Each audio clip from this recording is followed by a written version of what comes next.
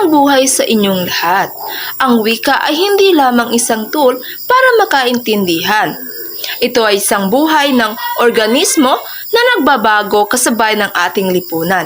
Ngayong araw, hihimayin natin ang dalawang mahalagang konsepto mula sa ating kurikulum. Ang pagkikilala sa mga antas ng wika at ang pag-unawa sa ating variety at barasyon nito. Una ay ang pagkilala sa mga antas ng wika. Ang unang bahagi ay ang pagkilala sa mga antas ng wika gamit sa komunikasyon. Bakit natin ito kailangan pag-aralan? Dahil ang wika ay isang etiketa. Parang pananamit, hindi ka pupunta sa isang kasal na nakapambahay lang at hindi ka rin magsisimba na naka-swimsuit. Sa ating komunikasyon, mayroon tayong tinatawag na formal na antas. Ito ay wikang standard. Ginagamit ito sa mga seryosong usapin, sa ating mga sanaysay, sa batas at sa pagtuturo. Halimbawa, sa halip na sabihing earmuffs or airpods, ang ginagamit nating salita ay ang mga magulang.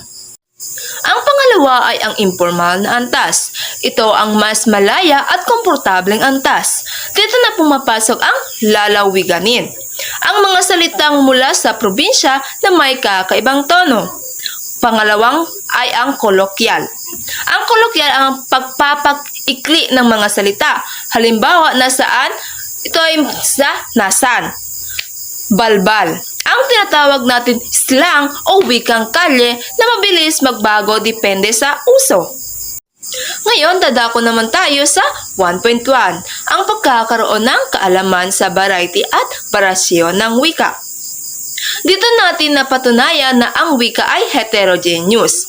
Ano ang variety? Ito ay ang pagkakaiba-iba ng wika dulot ng panlipunang salik. Halimbawa, ang isang abogado at isang engineer ay may magkaibang register o technical na salita. Ang variety ay nagpapakita ng pagkakakinlanlan ng isang grupo o tinatawag natin sociolect o ng mga individual o tinatawag natin indiolect. Ano naman ang barasyon? Ito naman ay ang pagkakaiba ng wika dulot ng heograpiya o espasyo. Kahit parehong Tagalog ang gamit sa Maynila at sa Batangas, may barasyon sa punto o tinatawag natin accent at sa bokabularyo. Ang barasyon ang dahilan kung bakit makulay ang ating wika. May mga salitang sa isang lugar ay ayos lang pero sa iba ay may ibang kahulugan.